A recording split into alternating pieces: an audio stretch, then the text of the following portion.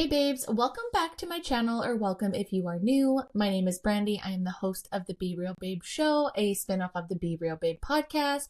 And today, you guys, we are talking about internet insanity. I'm so excited to bring you this story because I feel like a lot of my episodes since I started on over here on YouTube have been definitely dark and disturbing. And although this one is not great, it is definitely not as deep and disgusting and gross as the previous topic. So what is that? So today we're going to be talking about Fyre Festival. Now you're probably thinking, hey, B, that was a long time ago. That was 2017. Why are you bringing that up now? Because if you haven't heard yet, he is attempting at Fyre Festival 2. I am not even joking. I thought this was a joke, and I was sadly informed that it is not, and this has actually been something that's been talked about since 2023. I had no idea. So I thought, let's jump into that and remind everybody again what had happened the first round. And I'm and I mean this in the nicest way, and I don't mean to victim shame, but at this point, if you buy tickets to the second one after you've seen what happened to the first one, it's kind of on you, I think. And I think maybe some people are just going just so that they could be a part of the next Netflix documentary.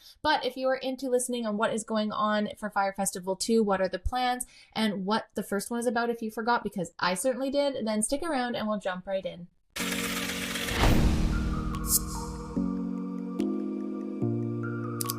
Okay, babe, so we're going to jump in. I was so blown away. Like when I kind of forgot, I'm not going to lie, kind of forgot much of the details that happened in the first one. So I definitely went back and watched the Netflix documentary, which I highly suggest going to do. It has far more details than I'll be able to recount today in this quick YouTube video. And it's from the people who were a part of it, that were right on the ground level with this. And definitely before you do, if you are going to purchase a ticket for the second one, please make sure that you will see what happened for the first one. Again, I'm not trying to tell people not to do it and not what to do with their money at the same time. If you weren't around at that time, or maybe you forgot some of the details, or you didn't know anything, definitely go watch the Netflix documentary about it. And stick around because I'm going to bring some things too, and it's right off of Wikipedia, so no one can sue me for anything. I'm just reading what I'm reading here as usual, guys. But I just think this is kind of insane, and I did want to talk on a couple things as we go along here that I thought about, my opinions on some things that came up, because we talk about social influence and what that does a lot on the show, especially when it comes to young people, but adults get tripped up in it too, right? And I think this is one of the first times that something like this went as viral as it did, with as many influencers at the time. It was just the height of all influencers. And where do people get held accountable for trying to sell this dream vacation experience, festival, whatever, they're not even really going there, or maybe some of them were, and they're just being paid. I'm also going to point out two elephants in the room before we continue going. I had to wear my glasses today. Those that are blind girlies that go through contacts and work on your laptop all day and Excel all day, and it's springtime, you get me. I was like, I really just, the thought of putting contacts back on my eyeballs right now, just no thanks, could not do it. So apologies if you have to see the ring light. I know that drives me nuts when creators do it, but my eyes were so dry, and I'm trying something new. I flipped my camera so I can't see anything. I'm hoping I'm looking in the right direction, and I hope this gives better quality. But I'm going to give this a try. If I don't like this, I'm going to scratch it. So apologies if I'm looking weird or struggling with this, or let's just pray it recorded all together. But okay, so I gone back and forth about how I wanted to present this. Do we go to Fyre Festival 2 and work our way back? Do we jump into who Billy McFarlane is? Do we jump straight into Fyre Festival 2? And I thought, you know what? Let's just start with the Wikipedia of Fyre Festival, right? So obviously it sounds like something else is in the work. Part 2 is in the works, but plot twist, spoiler alert, it's postponed. So in the meantime, we can talk about this a little bit more and see what's actually going on. So maybe some of you remember 2017, maybe some of you don't. Again, like I said, I actually forgot a lot of the details, so it was kind of interesting to go over some of these details today. Okay, what was Fyre Festival? For those that forgot, let's refresh. Fyre Festival was a fraudulent luxury musical festival organized by American businessman Billy McFarlane and American rapper Ja Rule. It was originally created to promote the company's Fyre app for booking music talent. The festival was scheduled to take place on April 28th to 30th and May 5th to 7th, 2017, on the Bahamian island of Great Exuma. The event was promoted on Instagram by social media influencers, actors, reality TV stars, and models, including Kendall Jenner, Bella Hadid, Hailey Baldwin, and Emily Ratajkowski, many of whom did not initially disclose they had been paid to do so. During the Fyre Festival's inaugural weekend, the event experienced problems related to security, food, accommodation, medical services, and artist relations, resulting in the festival being indefinitely postponed and eventually canceled. Instead of the gourmet meals and luxury villas for each festival attendees had paid hundreds or even thousands of dollars, they received packaged sandwiches and were lodged in poorly furnished tents. In March 2018, McFarlane pleaded guilty to 1 count of wire fraud to defraud investors and ticket holders, and a second count to defraud a ticket vendor while out on bail. We'll get into that in a second. In 2018, McFarlane was sentenced to 6 years in prison and ordered to forfeit $226 million US. At least 8 lawsuits were initiated against the organizers for defrauding ticket buyers, and several seeking class action status, and one seeking more than $100,000 in damages and a judgment for $2 million US. 2 documentaries about the events of the festival released in 2019, Hulu's Fyre Fraud, which I did not see, but I did see the Netflix Fyre, The Greatest Party That Never Happened. Okay, so that's just, I feel like that's saying it lightly. I don't think that did enough justice. Again, you guys really have to go and watch one of the documentaries to get like the full visibility, right? So from my understanding of what happened is Billy McFarlane and Ja Rule came together because Billy found that there was maybe a gap in booking artists and found it very hard to book artists, and he got scammed in the meantime. Who knows if this story's true now? I feel like at the beginning it's like maybe that was more believable, but now I'm struggling to believe anything that he says, unfortunately. But hey, maybe that's legit. Maybe the story came up. I don't know. But he got himself in touch with Ja Rule, and they wanted to do this Fyre app. They got a whole team, great team together, and they're building this app. And the idea is that you can book your artists, you can connect to them faster so that they can book events and all those kind of things. Obviously, being a small Canadian, I would never understand what that's like, and I can't even come to understand what that would be. So I'm assuming, they got themselves a good team. It sounds like there's lots of engineers, lots of really smart people, and they're very excited to be able to be a part of this project. Now, while they were talking about how they're going to promote this project, it sounded like someone mentioned like, hey, why don't you have a festival, like a music festival, bringing all the people that would be in the app or be available to book and kind of promote the artists as well as the app itself, which really, truly, like if you think about the idea that it was a great idea. I just think the execution and the problems were just being honest and being real about what actually is going on with it, right? So they're going to have this festival. So there's this team that's building this app, right? So they're doing that. They're doing their whole thing. They're super excited about that. And then all of a sudden now they're going to be doing this Fyre Festival, and they're going to be promoting. And it sounded like what started off as like an idea, just as all cults, just kidding. It started out as, this idea of this festival. Let's do it on an island, like that sounds like such a good idea. Let's make it luxury. Let's sell, an experience, everyone wants to go to, we'll make it all inclusive, party, people flying in, luxury, right? So like, I think on the outside, that doesn't sound like obviously a terrible plan at all. I feel like, it's again, logistically, if you know what you're doing, maybe, and you knew how much money you're getting into, but it didn't sound like perhaps this was a avenue and things that the team that was put together was extremely familiar for at the base core. Like, it didn't sound like they were event planners. It didn't sound like, they maybe really understood what it would be like to host something that big in a non-developed location, not somewhere that's going to be like in the US, like you can even see at big festivals there that things happen, and Coachella's been going for a really long time. And I imagine it's taken years and years and years to fully understand all the ins and outs, all the pieces, right? So I can only imagine that something like this on a, not as developed location would be a lot difficult. So maybe a lot more difficult. So I don't know that they thought about that.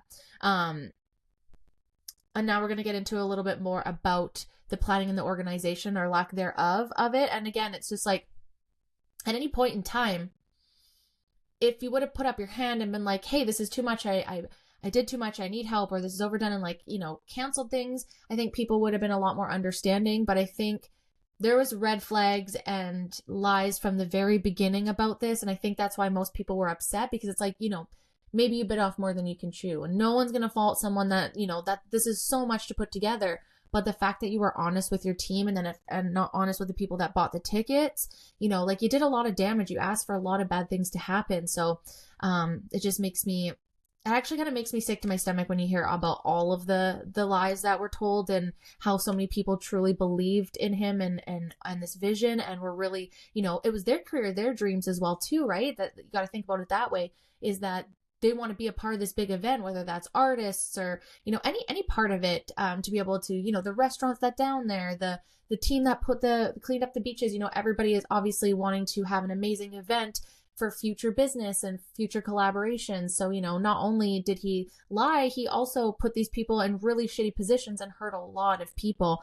Yeah, at first I was, obviously I'm a big sweetheart, so in my heart, and I was just like, oh man, like maybe I can find the silver lining or the reason there. I just can't. If you guys let me know in the comments like what you're seeing, but to me it just seems like big ego here. But let's go into the planning and the organization of the festival. Again, lack thereof, what people will say. Please go watch the documentary, guys. It's really good. But let's read here. So the festival was organized by Billy McFarland and Ja Rule to promote the Fyre music booking app.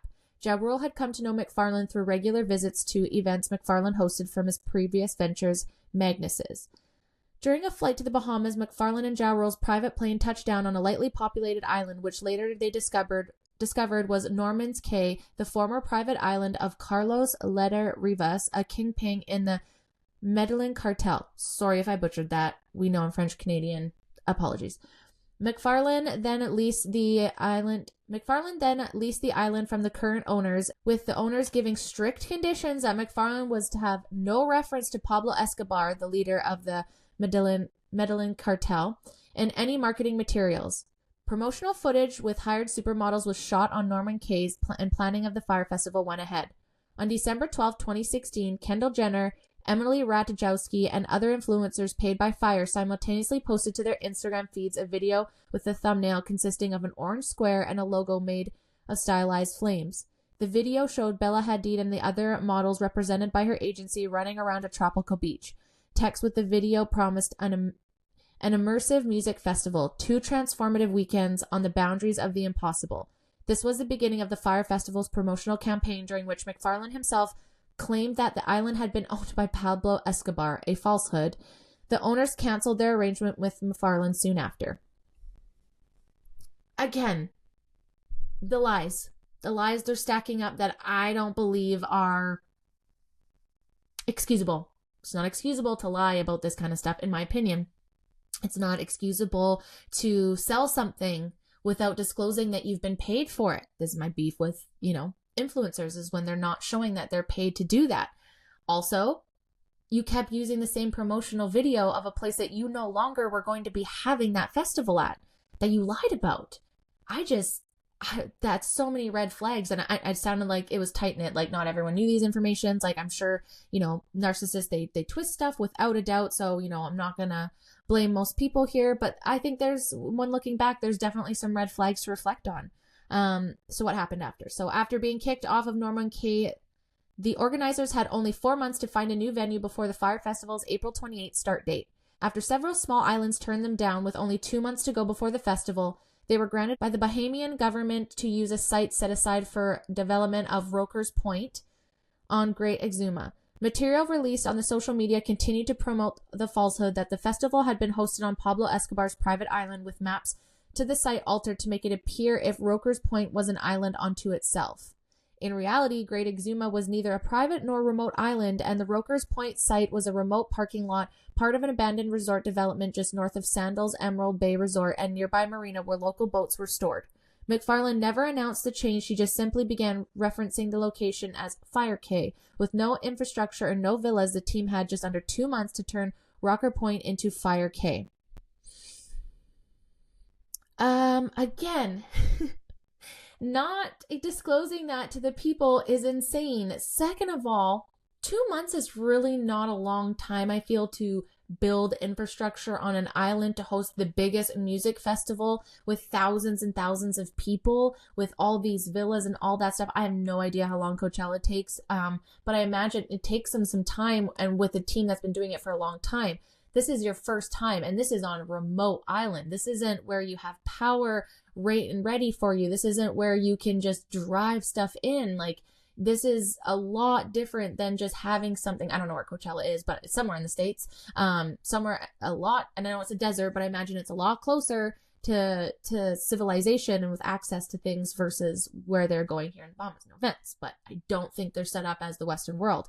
And again, it just sounded like there was surrounding a lot of people that didn't really know how to do this. Like, it sounds like a good idea. Oh, this could be easy. Let's just Google search how to do these things. And I think that was a big downfall for them, right? Without knowing exactly all the permits that you need, all the things that you need to make these things happen, all the safety precautions. Like, gosh, this just sounded like, not trying to be this way, like, it does sound beautiful, but when you actually like zone out and you actually think about it more, you're like, okay, but what, are the hospitals going to be, if something bad happens, I hope not, but like, do you have enough medical staff? Do you have all the right things, right? Well, allegedly, we're going to find out no.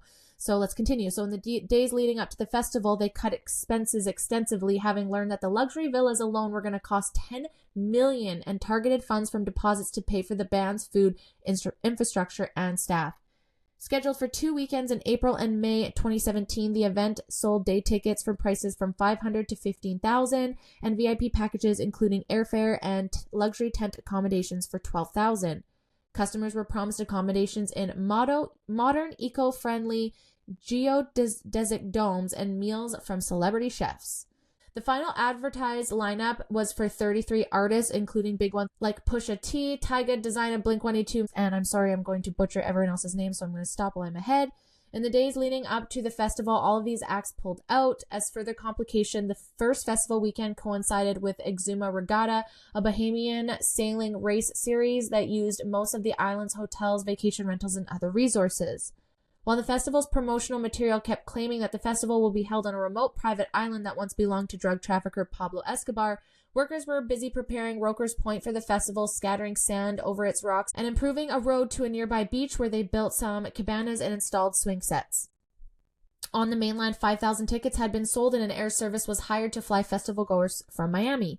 A medical services group and caterer were also hired, but the caterer withdrew a few weeks before the festival.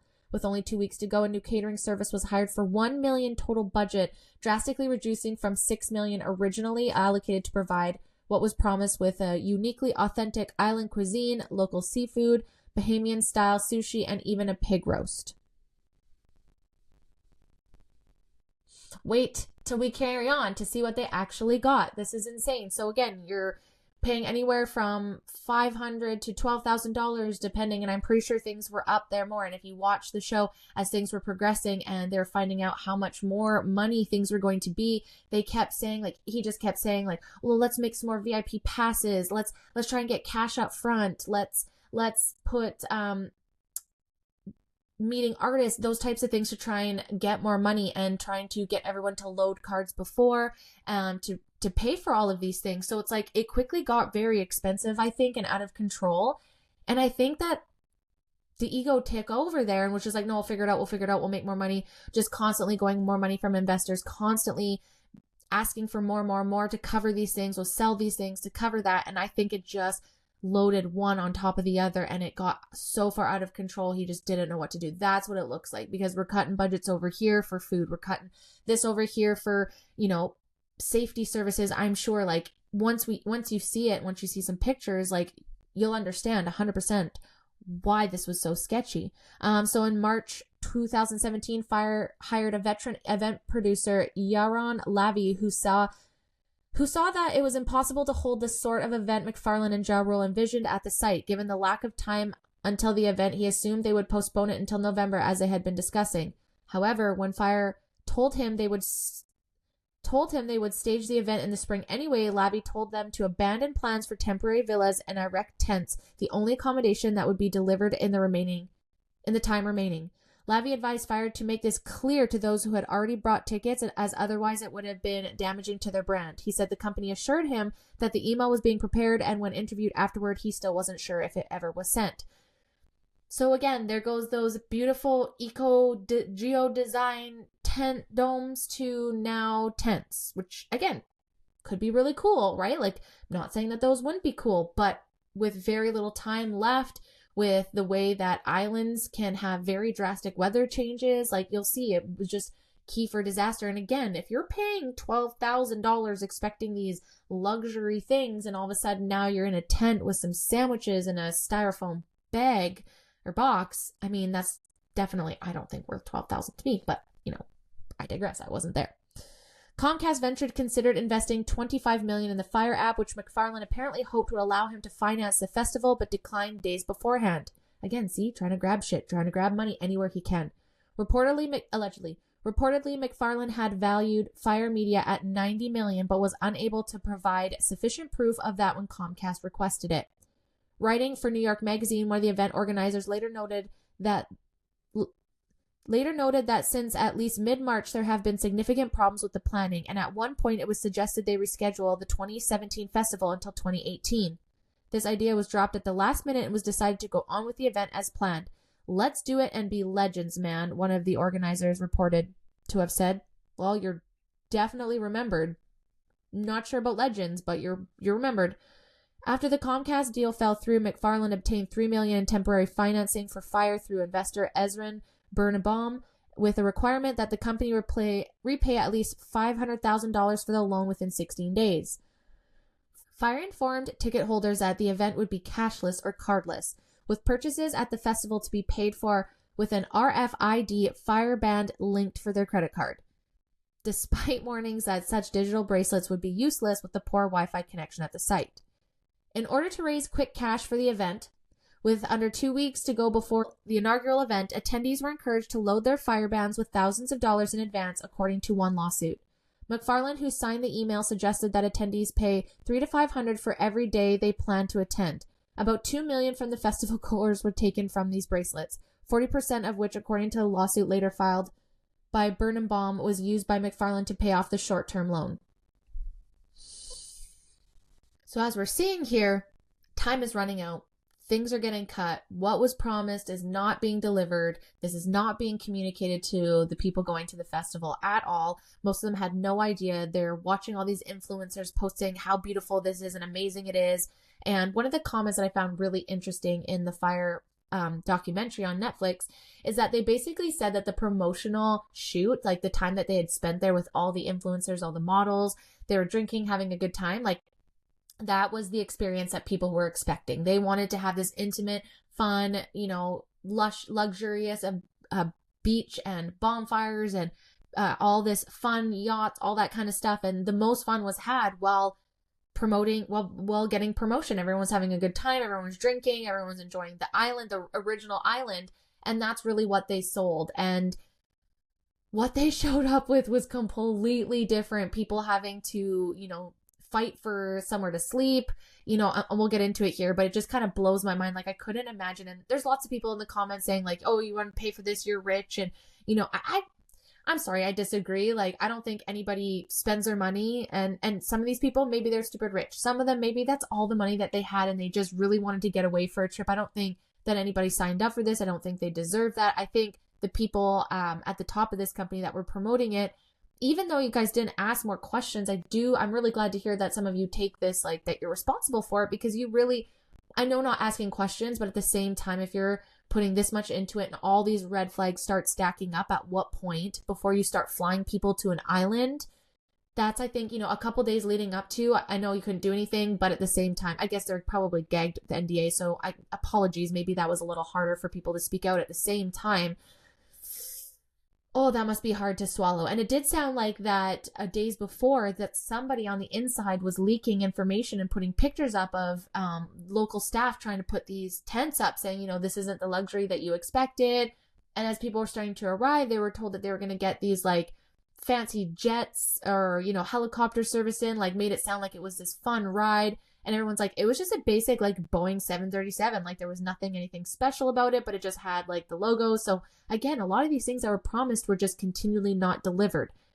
And I think most people would think, okay, maybe they overdid it with the flights. Maybe that cost a little bit more. So, okay, let's go on this plane. And maybe, Blink 182 pulling out the last minute. Okay, maybe it just wasn't for them. Like I think on the outside, you're just like, people were saying there was nothing suspicious. They even got there and they're like, hey, we're going to redirect. So you're going to go to this restaurant, no one's really thinking anything of it.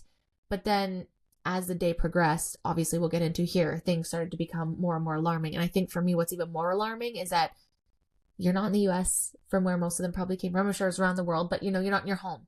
And doesn't seem like this was very well organized. So I imagine the panic, I think for myself, would start to kick in, like, holy fuck, how am I going to get home?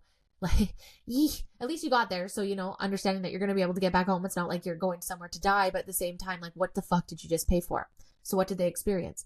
Early in the morning on April 27th, heavy rain fell on Great Exuma, soaking the open tents and mattresses that had been piled out in the open for guests arriving later that day. So keep in mind, they weren't done yet, right? They were trying to get everything together, get all these tents built, and all of a sudden it poured. The first flights from Miami International to Exuma International, operated by Swift Air and Extra Airways, landed at 6:20. Allegedly, they're supposed to get there at 6:50, so they even came a little bit earlier, which is crazy because anybody that travels, it's usually the other way around. That afternoon, Blink-182 announced that they would be withdrawing from the festival, stating in a Twitter post, "We're not confident that we would have what we need to give the best quality performance we always give our fans." Initial arrivals were taken to an impromptu beach party at Beachside Restaurant, where they were piled with alcohol and kept waiting for around 6 hours while frantic preparations at the festival site continued. McFarlane had hired hundreds of local workers to help build the site. Meanwhile, organizers had to renegotiate the guarantees they offered to the people who would be playing at the festival as costs spiraled out of control.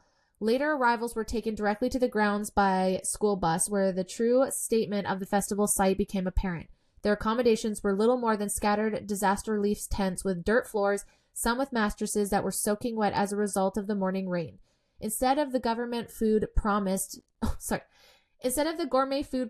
there was nothing more than inadequate and poor food quality as cheese sandwiches served in foam containers.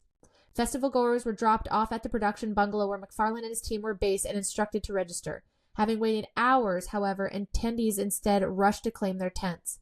Even though there were about 500 attendees at this point, there's still not enough tents and beds. Attendees were unable to leave the festival for nearby Sandals Resort as it was peak season, with almost every hotel at Great Exuma already fully booked for the annual regatta. Around nightfall, a local group of musicians took to the stage and played a few hours. This was the only performance to actually occur.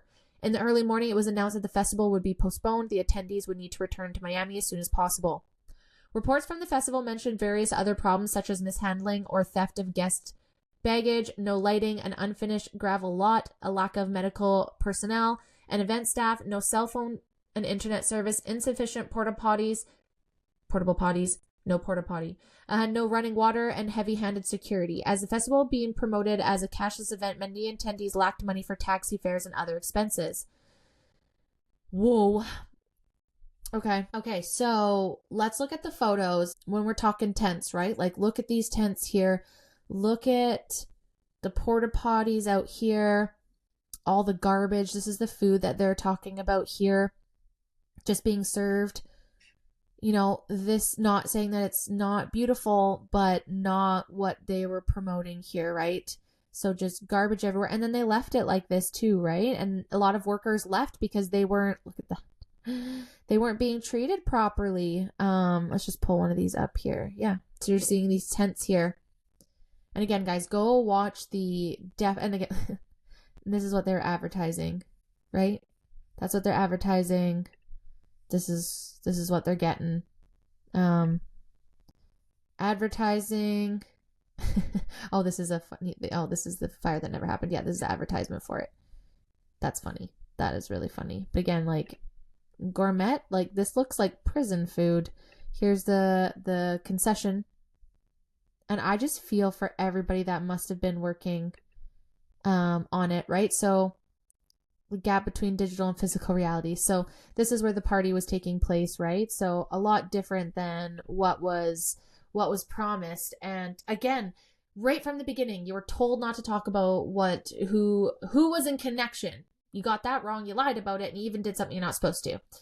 That dissolved. You had a chance to tell everyone, hey, this is going to move, back out now. Like, you know what I mean? Like, you could have stopped it there. There's so many different places within this organization that he could have stopped this, but he kept going. And I looked into his background. I'm not quite sure, where this stemmed from to do this, but as he was out on bail, he also started this NYC VIP access. And he got someone else to be the front man because obviously he was out on bail and going through the whole Fyre Festival stuff where they were selling tickets to like the Met Gala, to Victoria's Secret shows that hadn't even been casted yet. And like for those that know, Met Gala, you do not pay, you're invited, you're vetted. It's not something you can buy tickets to. But I'm sure people maybe that don't know that would get definitely scammed. So in the meantime, he's also scamming people after he's in prison for scamming people or on bail for scamming people. And $300,000. Where did you get that money? You were also staying in penthouses. What's going on? Where are you getting this money now? So, okay, so we're learning about that. So obviously, lots of lies were being told. Some of the things that he had asked some of the people he worked for were quite disgusting. Again, go watch the Netflix video. But one of the guys alluded to that he was asked because the waters weren't being allowed to come in. The government was going to be asking for a lot of money to let these, waters come in, like bottled water. And he basically asked one of his partners to go and suck dick to have that go through. Take one for the team. And he was going to do that. Like, when I heard that, that just blew my mind. And the fact that he got out and he continues to lie and then this and what brought me to this today. So let's carry on here with what brought up to today and there's lawsuits, right? So again, a little bit crazy to me that there's all these lawsuits and you're going to say with your full chest, let's do this again. Is that what I'm reading? Am I crazy? So planned Fyre Festival 2. On April 8th, 2023, after his release from prison, McFarlane tweeted that there was to be a Fyre Festival 2 and claimed to have already secured funding for the event. The first 100 tickets were put on sale at $4.99 with a statement that prices later would increase. The festival's website said the event was targeted for the end of 2024 in the Caribbean and that the first batch of tickets had sold out within a day. On February 29th, 2024, McFarlane posted on Instagram that Fyre Festival 2 was being scheduled for February 2025 at the Coral View Beach Resort on Honduran island of Utila. Sorry if I butchered that. On April 23rd, McFarlane posted on Instagram and Twitter list of 4 locations being considered: Belize, Cuba, the Dominican Republic, and Utila. On September 4th, 2024, the Wall Street Journal reported that McFarlane confirmed Fyre Festival 2 set to take place in the Caribbean. The only specific location in the article was Utila, and the Coral View Beach Resort was a potential site. Its owner, Heath Miller, expressed optimism about the event potential to bring economic benefits to local businesses and confidence in the future of Fyre Festival on Utila. Miller had also confirmed that he and McFarlane had been discussing the festival since an in-person meeting in 2024. On April 24, 2025, McFarlane told Today that Fyre 2 is now planned to run May 30th to June 2nd, 2025 on Isla Mujeres of the coast of Cancun, Mexico, with a total of 2,000 tickets going on sale for non-refundable prices ranging from $1,400 US one person, excluding travel and accommodations, to $1.1 million, all inclusive for 8 people. Retired NFL player and musician Antonio Brown was the first act announced. The location was given. However, as February 27, 2025, the Tourism Directorate of Isla Mujeres, the Minister for Tourism in Quintana Roo, and the hotels that Fyre website lists as providing guest accommodations all said that they knew nothing about the event and had not received any approach or inquiry. The social media account for the festival changed to locations to Playa del Carmen in March 2025. On April 2nd, 2025, a Playa del Carmen city official stated on social media that there was no record of the festival being planned at Playa del Carmen and that rumors about supposed event were false.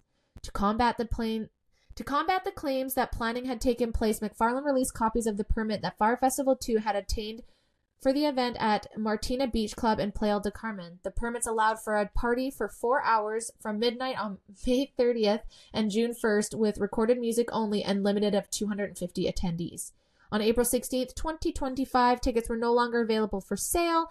Its website was updated to state that the festival had been postponed and rescheduled to a later date. And allegedly, people got refunded for their money. It doesn't sound like it's happening right now, and it's postponed. Shocked. But what I will say is that at least returns happened. At least people did get their money back.